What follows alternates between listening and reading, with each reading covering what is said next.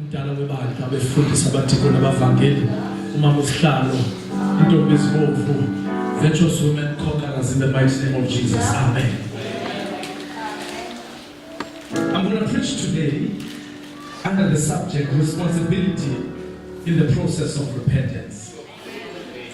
Responsibility in the process of repentance. I'm going to talk about 3 women in the midst of affliction. It is the 12th word in the biblical terms that is mentioned 1,050 times in the Bible. Now this word in Hebrew, it is pronounced shuweb, which means return. Now this word, it is one of the words that were recognized during the time of Jesus on earth. Because when Jesus started ministering, the first words he mentioned for the first time out of his mouth, what? Repent, for the kingdom of God is at hand. Now, after that, most of the apostles, more especially in the book of Acts, they were busy pleading people to return to God. Amen. Then abantu baze baqina inhliziyo kodwa abapostile baqhubekeka ukubaphenga ukubabongoza ukuba babuyele kuThixo kodwa abantu baqina inhliziyo waze umoya kaThixo wangena kubakhonzi bakhe. Haleluya. Benza imimangaliso, izithwala zahamba, imfama zabona, bandula abantu ukubuyela kuThixo. Na ukhona umahluko kumuntu obongoziweyo nocengiweyo ukuba abuyele kuThixo. Ukhona umahluko kumuntu oqala wabona imimangaliso wazemva kwemimangaliso wabuyela kuThixo. Kodwa namhlanje ngicela ke sithethe ngomama ongakhanga ibona imimangaliso. Ngicela ke sithethe ngomama ongazange ashunyayezwe ukubuyela kuThixo kodwa wahlala wabona waza wathatha isigqibo sokubuyela kuThixo. It was around 11,000 BC when a woman of God who was born out of the world ebelingamfuna uThixo. Ithi iBhayibhile embenba uLothe ephumile kwilizwe lakwabo. Umfazi kaLothe wathambeka waba sisimo senyuka. Waza uLothe kwaba khona isikizi phakathi kwakhe nentombi zakhe. Zazala abantwana, haleluya, abazalwa intombi kuyise. Kwaphuma isizwe sikaMowabi, the Moabites. Sisizwe uThixo bengafuna ukusibona ngoba sisizwe esisekelwe kububi bobunyukunyuku behlabathi. Baze basifunela uThixo bambi, baqubuda koThixo bambi, kodwa in the midst of this nation kwazalwa intwazana eyodwa. Abantu bakhonza izithixo. Waze ukumkani okhona ngexesha wanentombazane khona eyethe yabonwa, Nkosi yami, ibonwa sizukulwana sikaIsrayeli. Kwaba kuthatha unaniselwa yachata lentwazana yachatela kwisizwe sikaIsrayeli. Udade wabo naye walandela wachatela, Nkosi yami, wachatela to the same house, to the same family. uThixo wabopha isizalo sezintwazana zimbili. Abakwazi ukufumana abantwana. Cela uhlale nami sawushumayela. Abakwazi ukufumana abantwana noko bethatile. After 10 years bafa abayili. Ngicela uthela ngomuntu obuyela kuThixo engakhanga abe ushunyayezile. Waswele kutatazana, waswele kumyeni womnye, waswele kumyeni womnye, zaswale izintwazana zisenomazala wazo. Na ngicela ukuthela abamama abathathu eBhayibhelini kaThixo abananto. Now uIsrayeli okanye during that time xa umyeni engekho nomntana oyindodana engekho ekhaya, it means kukufa okugubayo kuloo. Xa ubalwa ugovernment onoxesha xa ibala efika endlini kukho abafazi kuphela loo ndlu kuphuma uziro akho sibonelelo singenayo loo ndlu ngoba akho mntu ngutata. Now ipain ajongene nayo lo mama yinto yoba utata ke used to be the king, yet uzozibona esentswakolweni. Umama uNaomi wandula ukuthatha omolokazana bakhe uOrpa noRuth, wathi masambeni ke sibuyele ezweni lasekhaya. Now ngifuna ke sijonge ukuba uThixo ubopha isizwe sakhe ngembalela nendlala, kwaze kwaphuma uNaomi nomyeni wakhe besiya kwilizwe likaMowabi elityhilike ebhotolweni. Uthi lo mama ukufika kwelicala kwaphinda kwagquba indlala kwelicala. Nkosi yami, umuntu walamba ukutya kukhona, walamba izinto kwaMowabi zikhona, kodwa xa kufikelela kuye azikazikhangela abona akho khona endlini. Waphinda uThixo wavulela inceba yakhe kwelicala. Now lo mama ufikelela ke ngoku ukuzithela ukuziba inamnalento ngoba xa sikweni bethi lapha kuye kwaba khona imbalela. Ndingafika kwelicala uThixo uyabopha kwenzeke laa Nkosi yam ndithandaza wena kuphela. Bekhona uThixo bakuMowabi kodwa ndithandaza uThixo kaSirayeli, kodwa kuphumeleka le meko ebomini bam. Waqala lo mama wagcwala ingqondo kuye ngaphakathi. Umama uNaomi wabethwa i-bitterness. Every second word eliphuma kuye uyazikalekisa. Uthi iBhayibhile ekubeni evile okokuba uThixo uyababonelela abantwana bakhe, wathatha isigqibo sokuba kusekho akuhleleyo kwilizwe lakaMowabi, uzothatha isigqibo sokubuyela phi ekhaya. God is good and all the time. God is good and all the time. Cela ungithembe ndifunde kule yami iBhayibhile. Khona izinto ekufuneka siziqwalasele kwincwadi kaMama uRuthe isahluko sokuqala. Sawuqala umqolo wesithandathu. Ngicela ukuba uyiyeke yakhe iBhayibhile. Xa ufika endlini uzifundele uxhoma inyawo phezulu. Ithi iBhayibhile verse 6 of chapter 1. Then she arose with her daughter-in-law, rather with her daughters-in-law, to return to the country of Moab. Fika ixesha lokuba lo mama uyabuya kwilizwe lakoMowabi. For she had heard, somebody said she had heard, ngoba utheni uvile. Kubalulekile ukuthi when you are in the midst of affliction kube khona izinto ozivayo, ngoba izinto ozivayo hleze kanti zigubule inqubo ekuwena phakathi. Now kukhona isizini apho uvala khona izinto ozivayo, ngoba izinto ozivayo kuloo sizini azivumelani okanye azingqinelani nento ekuwena phakathi. Ithi iBhayibhile verse 7, so she set out from the place where she was with her two daughters-in-law, and they went on the way to return to the land of Judah. But Naomi said to her two daughters-in-law, go, return to your mother's house. Kufika ixesha lokuba uyabakhulula ukuba babuyele kwindlu kanina. Cela ubambe ufake kuvimba wakho. Verse 8. But Naomi said to her two daughters-in-law, go, return each of you to her mother's house. Verse 10. And they said to her, no, we will return with you to your people. Verse 11. But Naomi said, turn back, my daughters. Why will you go with me? Verse 12. Turn back, my daughters. Go your way, for I am too old to have a husband. And after Orpah agrees and go with Naomi, and go from Naomi and Ruth. Ulo mama kathi umdala akasenawuthatha.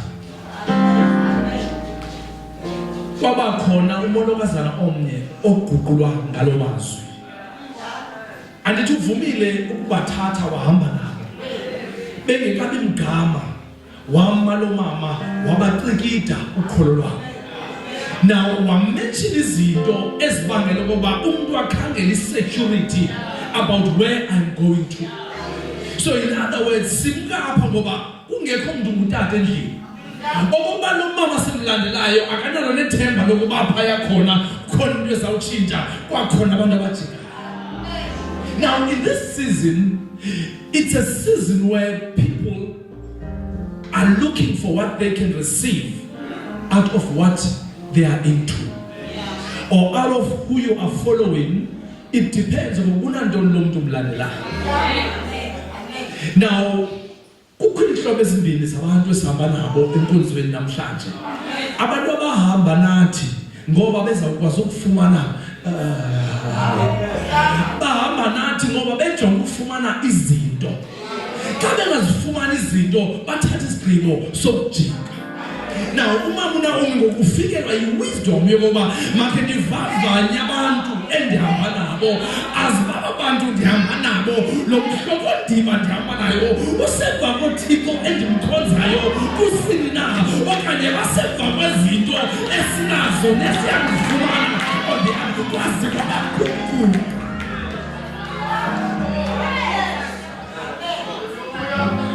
Beluthathile uhambo kwafika uvavanyo, kwabakhona abajikayo, kwabakhona abaqhubekekayo.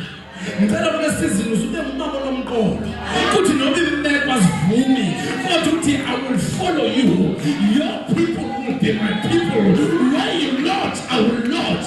Where you die, I will die. Your God will be my God. I will follow you. Because akukho provision, it doesn't mean uThixo again. Because akubonakala ithemba, it doesn't mean uThixo akanacebo ngawe. Because khona izinto angakwazi ukuzifumana endleleni, awuthetha ngoba akakho azibekele wena. Now the bitterness that was with Naomi ibangela ukuba abe nenqubo ngenxa yemeko aphumela kuyo. Kodwa ngicela uzijonge into ngomama uNaomi, ube eqinisekile noko kunjalo ukukholwa kuThixo wakhe. Uma uyatsho esiguqweni sakhe, she's going through affliction and pain. Kodwa usamana ukuquqa kwisiguqo sakhe. Bathi xa bethandaza oThixo aze athandaze uThixo. Bathi xa bethothama koThixo akule uThixo. Kwaze kwabakhona umahluko kanti ukhona umama uRuth abukeleyo. Akukhona kanye iBhayibheli kuthiwa uNaomi wathi kumama uRuth, please khawuzame noThixo wakho. Yabona umuntu okhulele ebukhosini uyasazi isithethe sasebukhosini. Now because Ruth was a Moabite woman, she knew ukuba uThixo waseMoab umulwa njani ngaziphi izinto banoatemasana babo ababejikisana lapha endlini. Kodwa ufika kwindlu kaMaMnaomi kukhuluma umoya oyingcwele. Akukho ukuthi esikhabathini kodwa ukhuluma umoya oyingcwele. Abantu bayangena kuyahaleka ngoba abanika abantu abafika kulomama ubuze, can I offer you something to drink? Akukho nto iselwayo kodwa kuyahaleka endlini. Wahlala lo molokazana wayibukela lento. I am reminded of a man of God who was taken by the daughter of a king. He was raised under the kingship of Pharaoh.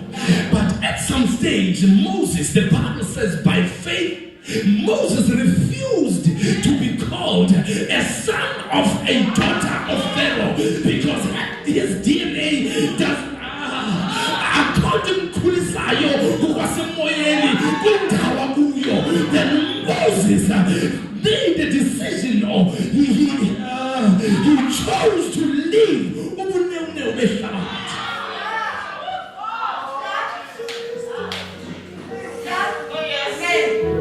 Mama Ruth had an option to leave. But Moses, ushiya ukuhlala komkhulu kwakunga. Moses bevaso. Bekuko i-concubines komkhulu ezikholo zokugalela ibhotile eziyi-12 ze-olive oil ebhafini kaMoses. Kalamanza shushu ebhafini kaMoses kanti ibhotile ze-olive oil eziyi-12. Angena uMoses asoko iskills kaMoses intofo okuhlala. Inzipho zikaMoses ama-managers ne-petitors unalisa izandla uphethwe kamnandi. Uma ufakwa i-milk and honey ehlele emanzini ne-olive oil. uMoses inwele lakhe liyephevu alinamoisturizer jojoba oil kodwa limile isemandleni. uMoses uqhethwa ngesitshetshe. Ugqibinkayi kaMoses ayihlabi. Hayi amen bazalwane. Uthi kayiphuma uMoses wathwe wambu ngengubo ezi-silk ezi-soft. uMoses ususa nje khosa belini zizityibilikele because ubomi aphila kubo. Kodwa uMoses wakhetha ukushiya ubomi obunjalo. Ngenxa yokuba even though ephila kulonke wehlabathi kukhona into engaphakathi ebulalekayo. That is why in the book of Hebrews, by faith, Moses made a choice. Moses decided kodwa uMaruth hayi Nkosi yami balaba bengajanga bavuka bengajanga kuqhube imbalela kuqhube indlela. Kanti beka lo mama iyashumayela emazulwini. Izulu lonke limile liyazi ukuba out of this situation uzawushiya i-presence of the Lord. KwaMowabi kukubisola bazalwane. Kukuthatha i-firstborn. Umuntu onguthatha ukuzala i-firstborn ayithathe umnikela ngayo esibingelelweni sakaMowabi. Ashukule inhloko umntana athiswe esibingelelweni athi utata well my God with a small letter G is happy. uThixo uyakusithelisa ubuso bakhe kwimeko enjalo. Kodwa uMaruth out of that kwavela kwabakhona ukukhanya okuphuma endlini kaMama Naomi ngenxa yokholo lwalo. Ukholo kaMaruth malukhula every day. Xa uMama Naomi esiye esigubweni uMaruth ubukele. Kukhula into kuye uyayibona ikhona into enzekayo kodwa akakwazi ukubeka umnwe kuyo. Hayi amen bazalwane. Now kwafika ixesha lokuba ahambe lo mama. Kwafika ixesha lokuba kube khona oguqukayo. Now there are 3 turns that are taking place. Turn number 1. Naomi is turning to her God. Naomi is turning back to her God. Turning against the nation ahlala kuyo. Luguquko olahlukileyo. Uguquka inhliziyo yakhe ibuhlungu. Uguquka izinto zakhe zingahlangani. Uguquka engazo noma phaya khona zizawuhlangana na. Kodwa by faith she made a choice to turn things around. Uguquko lesibili. Uthi ngambele kwakhe when they are halfway home. Kwabakho a second turn. The turn of Orpah. Abanye bafika ngapha. Wathusatha ubheka ngapha. Uyazi ukuba uThixo ubabonelele. What you have heard might not harm you when you try it. The first 10 was Naomi's 10. The second 10 was Orpah's 10. Therefore, it lies with Ruth whether you are following Orpah or you are following Naomi. Now, is when you are sandwiched by two opinions of whether you're going left or right. And what is painful is when you see people whom you believe in, they tatter a decision, then you are. Just recently, I've been going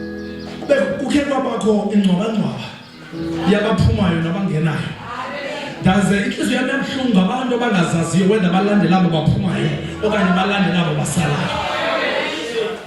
Now uye uthi ke kwimeko enjalo uthi sawuyekela uThixo aze noThixo athi ke ndawuyekela wisdom yabo nefaith yabo ukholo lwabo luthi ababheke ngaphi na. Now uma uRuth enobona le nto efasindala ulandela njalo ixhaphaza edala elikuxela into ba akusekho nethemba apho ndiyakhona ngoba ukhona uAdamana uyavuka torhwana. And number two, it's more advantageous for the Moabite woman to go back to the world or to the land of Moab. How can, as a Moabite, you go back to the world, to the land of Judea, yet your blessing lies on the other side? Then she had to make a choice.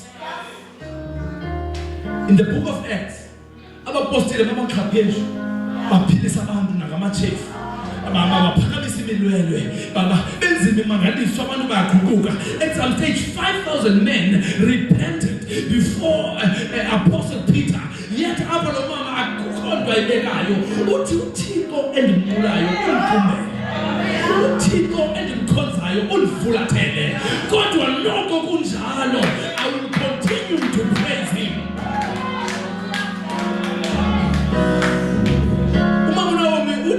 uThixo endimkhonzayo undivulathele, kodwa noko kunjalo ndiza kumkhonza.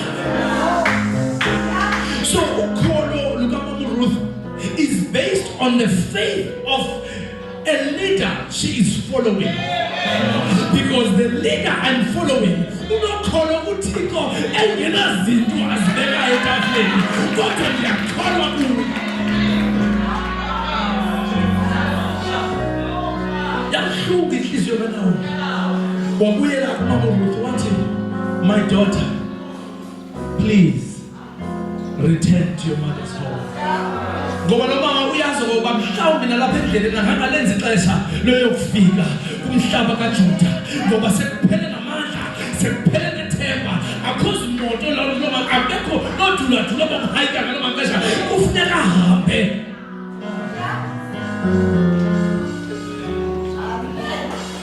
Xa sifunde eBhayibhelini kwaphuma amazwi abuhlungu kulo sisi esazi ukuba verse 15, Ruth chapter 1 verse 15. Now the Bible says, see, your sister-in-law has gone back to her people and to her gods. Return after your sister-in-law. Lo mama uyamncedisa ukwenza a decision, umnika a referral that lo besihamba naye umlilo cela ukuba umlandele intwazana sekhaya apho uyophila kamnandi. Now when you're about to make a decision and there's an influence that is causing your decision to be biased, that decision, it is not made by faith, it is made by influence. Now the pain with decision that is made by influence, it means it is not your decision. It is the decision of someone who is bitter. Now, uMama Ruth wafumana wisdom yobona Mama Naomi, you are bitter, but uyakholwa. I am not following your bitterness. Gogo, I am following your faith. What you are saying, I don't mind about it, but ndithanda into ekwela phakathi. uThixo ube umhlungu kodwa uguqa ngamadolo kulo Thixo ukufulatheleyo. uThixo ungavumi imeko. Nkosi yami, abantwana balomama bayasokola kodwa lo mama usabona uquka endlini kaThixo. Amen. Amen. Oyena muntu mazi kahle uOrpa nguRuth. Ngoba bebehleba kunye ekitchen. Uba emayisisa sahlele ndona, umuntu ngada sihlangana. Utadazala wanqumla nabayeni banqumla sisahlelele ndoni. Kodwa wisdom abayinikwe nguThixo was into bayilelela mntatha umfazi ongumbuzo. Ukona izinto abanye abantu abangaziboniyo. Now verse 15. Diyabulisa amayisiniya lezakwakho. Thina lezihlangu zami nani senjenje. Verse 16. But Ruth said, verse 16, but Ruth said, do not urge me to leave you or to return from following you. For where you go, I will go, and where you lodge, I will lodge. Your people shall be my people, and your God shall be my God. Nkosi yami, okubulala ekamendlela ndawulala ekamendlela. Okuba utyatoni ndawutyalo nduyityayo kunye nawe. Abantu ababizwa ngegama kaYehova, if those people are your people, therefore those people are my people. Where you go, I will follow you. These words are profound. These words are strong. These words are a true foundation of womanhood. Kwabafazi abachata nje kumyele neBMW. Kwabafazi abachata kube ngathi pokotho yakhe ifumile. Kwabafazi abachata nje uba izinto ngathi zikhona. Kanti uThixo, there's a kinsman on the other side of the town who is ready and prepared to take the burden that is coming from the desert.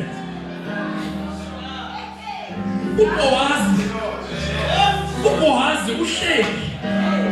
Abantu bamanubuza ukuba ubohazi uhlelele ndoni esisinana kangaka engathathathe nje. Kanti ubohazi ukhangela umfazi onesizotha, ukhangela umfazi onevethu, ukhangela umfazi onyathela ngokuzika akangama. Bakhona abantu abazidisplayayo for the sake of displaying themselves. What you have without checking what they have. Uthi ndinazo izinto endizifuna kodwa nina anayinto. I am not after your beauty. I am after the virtue.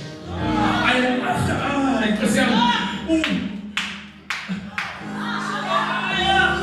Now uBoaz umane ukusebenza. Awugqiba ukusebenza athi ngexesha lakhe lokudla abe nohambo amane ukuthatha aphenza khona iconfession zakhe. Inkosi yami amane ukuthatha uhambo while they are sitting having the lunch yakujonge ezintabeni ngokuthi ngophakamisele ezintabeni amehlo wami ngoba kulapho uncedo lomla uvela khona. Ngalensasa uyabona kukhona uphinzi ozayo ngasezintabeni. Kodwa kacingo ukuba ingangabantu abanokuvela ezintabeni ngoba kwezintaba bavela kuzo kumqwebethu. No one will survive. Kodwa bakhona abantu abavela. Uthi uyakhupha kwimeko sekugqityiwe nawe. Akwenzi uba uze endlini yakhe ngoba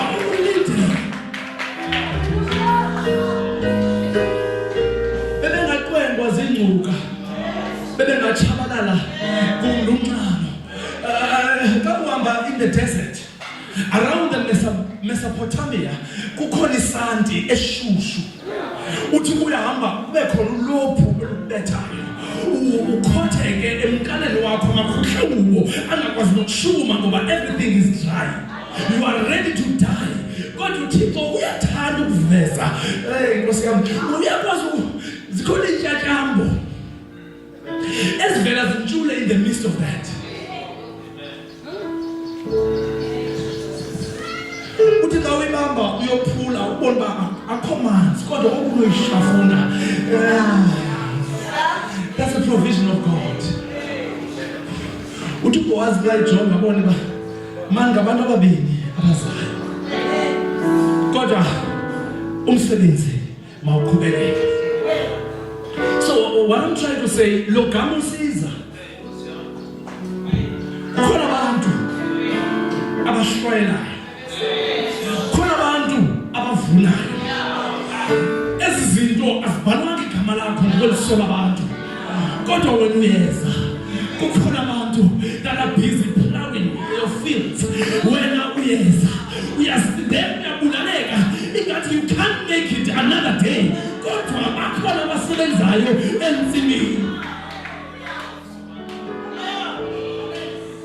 If bekunosuku umuntu umfundisi onesimo aye kumama Ruth athi Jonga, look as far as your eye can see.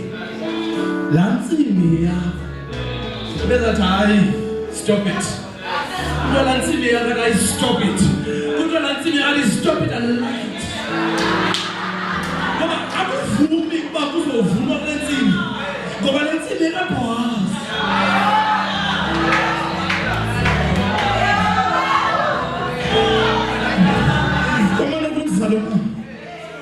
Xa uhamba nengwevu awuqani. Xa uhamba nengwevu awuqani.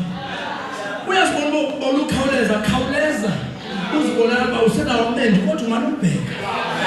Ufika bayithola umavula apha ekhaya umavula ukhasimeni. Uyagoba umama ukhasimeni. Aphakame abona apha yakhona aphinda khona. Uba awujonganga by the time ephakama uzabe sephambi kwakho. Thina besibona kangena ebhegethini ame ayijonga ufikile hope agobe eze uba uyamkhangela uzawubona nemoto aphakama phambi kwemoto angena hayi amen basala abhalwa ngibhalwa ndiyacinga mayisinia xa ebona wena zibishi wena zi-advocates emthini nomuntu unento ebawuluqala umqolo zamshiya umakhulu uyothi nje nquthu ngoba lenxaniko ube sokuyabuyela futhi complex ka uzimamela ngoba kukhona apho siyakhona hayi amen basala now umama Ruth uqaleke wazokha bali iBhayibheli ayixela ukuba izinto lekwazi azange abe bazalwane ukuba into engapha kwecingo kodwa baye isebe liye lakhulela ngapha eqini noma lo case ungayiwina icourt ngoba uzawuthi uthe uhamba suka wazanywa lihappy awulazana polvela khona ngoba inkosi yakhe inyajongana ngapha wena ukujonge ngapha ngoba uyiprovince mayisiya so ubuya kusese jaba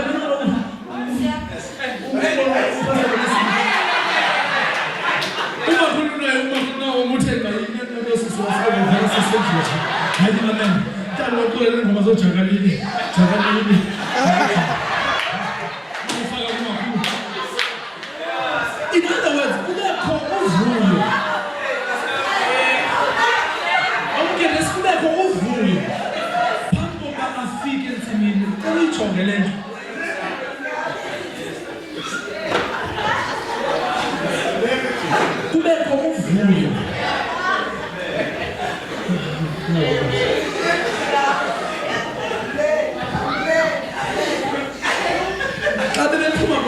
Moabi besiya mama umelese kwaJuda halfway lo mama uye wanenhlangano leadership meeting wacela ukuba kubekho abajikayo kubekho abathatha isigqibo phakathi makubekho abajikayo kubekho abaqhubekela nawo cela sibambe le point uthi kule nhlangano sinayo in the middle of nowhere you are about to make a decision that will change your life.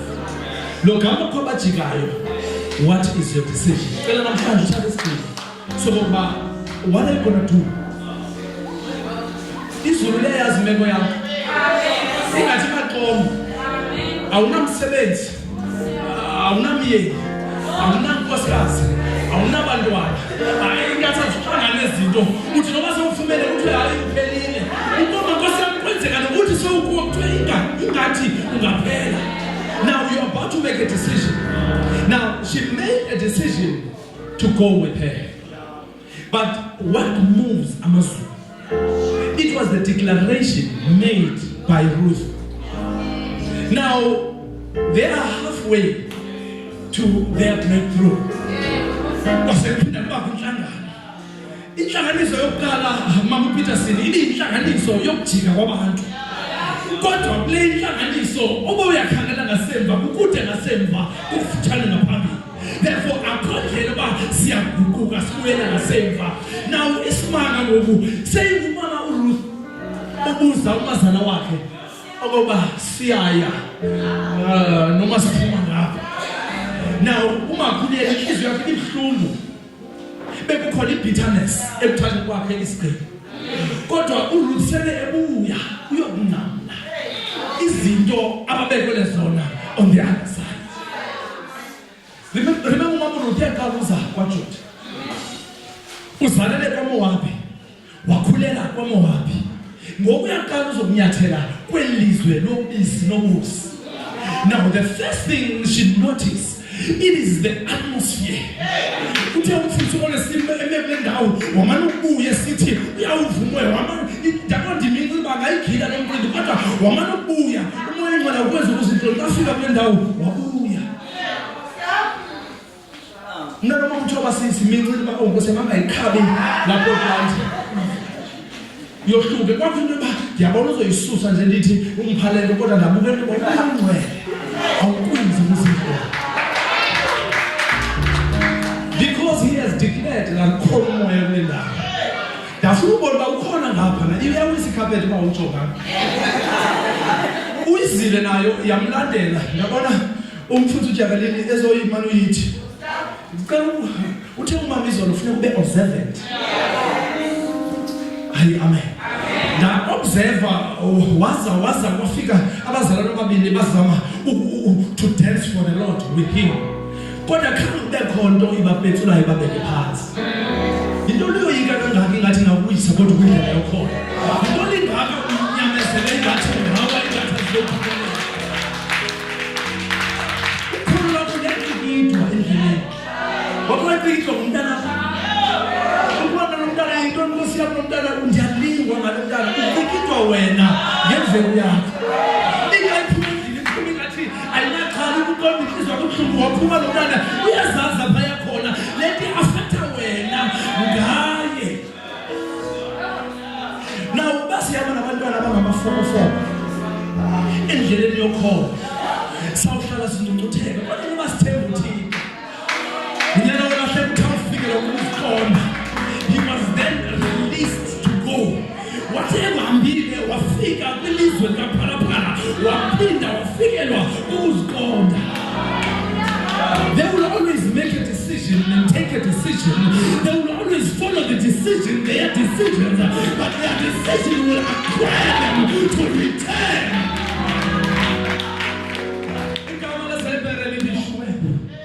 Meaning that return. Now someone is returning home and someone is returning to. Now uMowabi uzalwa zintombi zikaLothi. Intombi zikaLothi at some stage zihambile noThixo eqaleni koba uAbraham. Therefore uRuth, she's returning to her God. Abantu babona imeko yakho ngoku. Balibale ngoba lo Thixo uzamkhonza. uThixo wakwakhonzwa ngoyisomkhulu ngaphambili.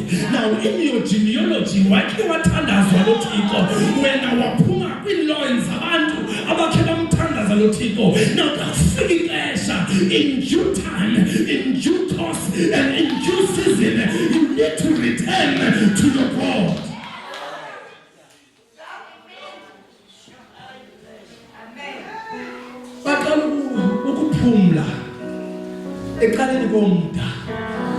Now when we talk about sithetha ngendaba apho Lazaro wayehleli ezingalweni zikaAbraham. Kwaze umpristi omkhulu wathi ngicela uthumele uLazaro athi nkqu ngomnwe wakhe emanzini azokubeka umncamo yolwimi lami. Now baphumlile waza uThixo wawuvala umda ukuba uLazaro ayokwenza inceba. Ngoba beyond the measure akusekho xesha lokwenza inceba. obesilwa akasisilwa, obehleba makaqhubeke ukuhleba, obenekhathi makaqhubeke ukuba nekhathi, obengathandi abantu makaqhubeke ungabathanda abantu. Kodwa umuntu kaThixo, you supposed to be on the other side. Uboaz uthi awubona, wabona ubuhle balomama. iBhayibheli describe uBoaz wayenjani. So siyanyazelela simzoba ukuthi uBoaz wayenjani. Now uba uhlele emqwebedini kwindawo yobuqwebedu, uyanyazelela uyabona ukuthi namadoda apha phezulu anhloko apha ebusweni. Amadoda asemzansi athanda ukukhanya. Xa uyelimpompo uzabona bayile pha uSiniya. Xa use Cape Town bayile pha kuTata uJay. Yi-atmosphere okuyo. So uqaqile into yoba umama uRuth uqhela ubona ezindedeba zalapha emqwebedwini kwaMowabi. Ngoku ubona ingxilimbela yendoda iyathuka mama. Remember ke abantu bangapha phezulu kufuneka bangcole ngoba abokhwamahle khona nenduli. I-voice yakhe affected awunokwazi ukuthi God is good. Izawuphelela izawubetheka emakini i-echo iwele kuwe. Naw ngapha kukhunithi yemisedane enikezela umthunzi kubantu bakaThixo ababizwa ngegama kaThixo. Now imithunzi ibangela ukuba isanti ijulisa izinto. Athi uDavide injengomthi omiliselwe phezu kwemijelo yamanzi. In other words, akhona amanzi ampompozayo, kukhona izakhamzimba, yonke imeko iyavuma ukwazi ukubiza lo mama.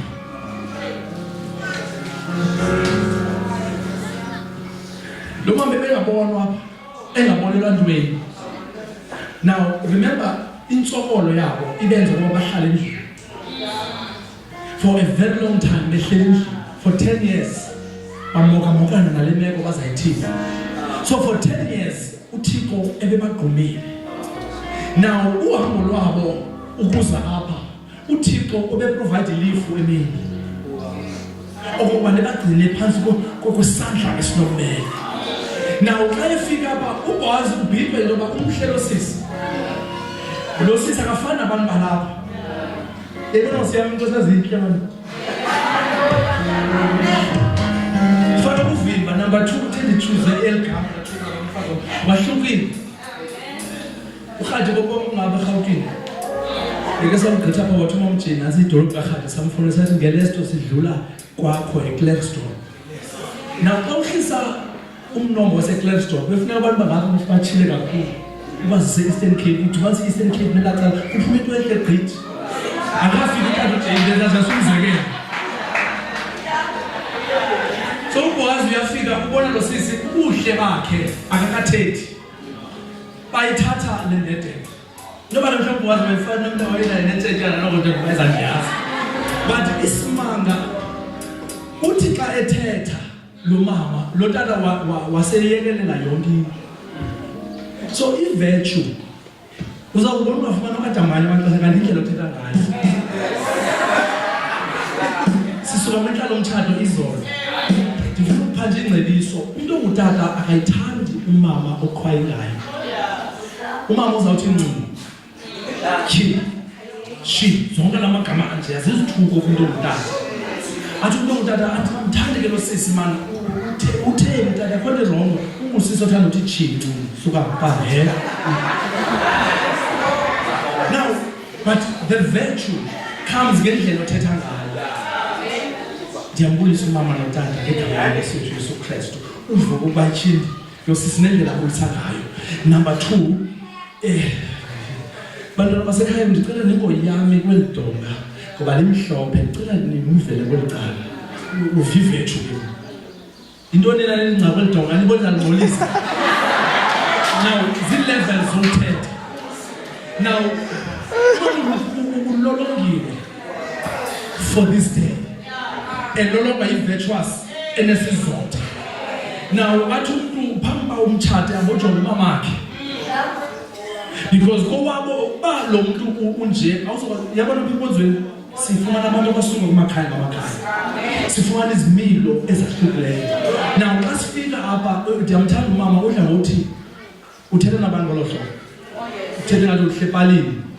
Ubona ukuthi say miss call. Ama mama athi ucheck isikalo umuntu avule nomlomo awuche omane uthi athi yes athi mama uthetha nabantu ngolohlobo.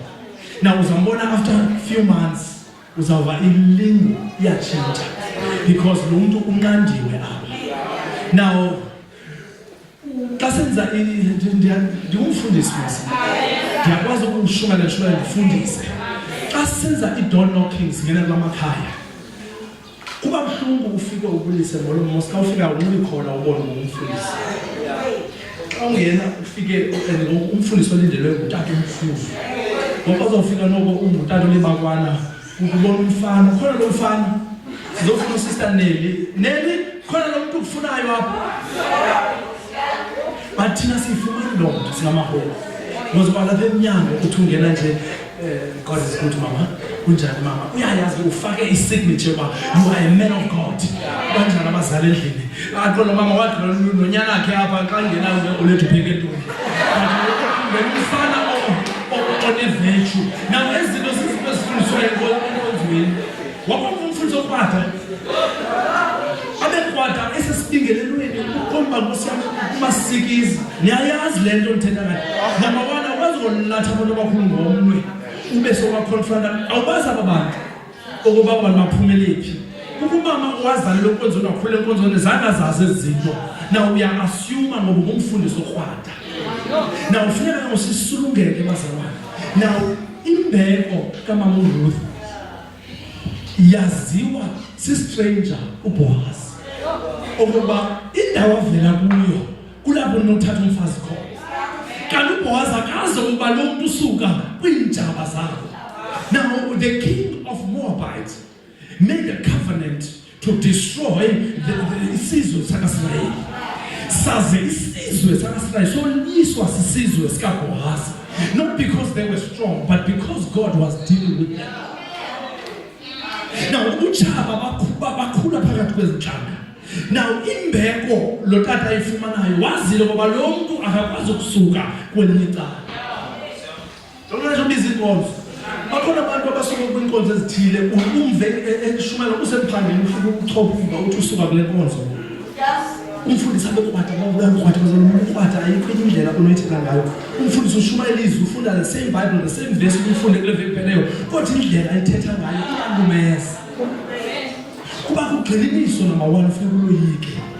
Because xa ugxininisa ngendlela engekho holy yiyo ebetha intetha yakho. Ukwenza umzekelo lapha kuba bantwana bamsakuthi nqa kwelidonga izimo kwelicala. Kodwa bayikuthela nqa kwento banezalingcolisa kukhona umahluko. La ntetha ichaza ubuwena. Andiyazi uba bakhona abantu kanjani. Funa siphume namhlanje sinendlela yokuthetha. Hayi amen bazalwane. Kuba mhlungu inhliziyo yami ukubukela umzalwane uthi i-hope minister kodwa aphuma i-hope. Kuphuma i-bitterness minister.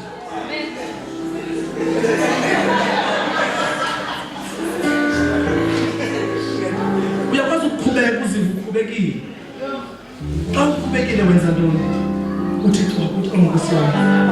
Oh help me God. Lento help me God. But ophimiselayo ingqondo yakhe engaphakathi ulimaza indlela ezininzi ezimameleyo. Now when uthetha nalo mzalwane kanti ulimala abazalwane ngentetho yakho nalo mzalwane. So kufuneka ke usijonge indlela esithetha nayo. Now umama uNaomi ujikisa abantwana kodwa bava uthando deep inside of her. Bayayiva inqubo ekulomama ngoba esentsholweni. Kanti lo mama uzama uprotect into engaphakathi uyazi ngoba on the other side ukhona ithemba. Now abajikileyo baphoswa ukubona ngoba likhona ithemba eligqunywe yile bitterness yilingqondo. Mhlawumbe namhlanje uzenkozweni ubhitha. Akhona abantu abakubangela ukuba ube bitter. Cela uye kumgamo ngezansi because under that level of bitterness, kukhona the holy of holies.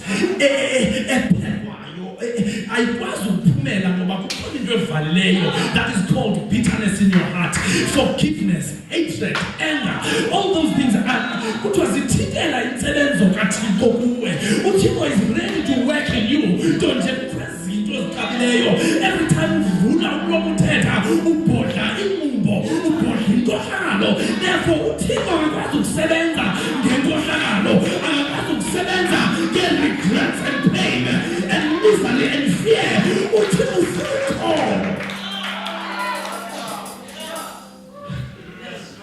kuthatha intoba uma Naomi kwaba khona into ephimiselayo egqitha phakathi kwe-bitterness in her eyabalokhola.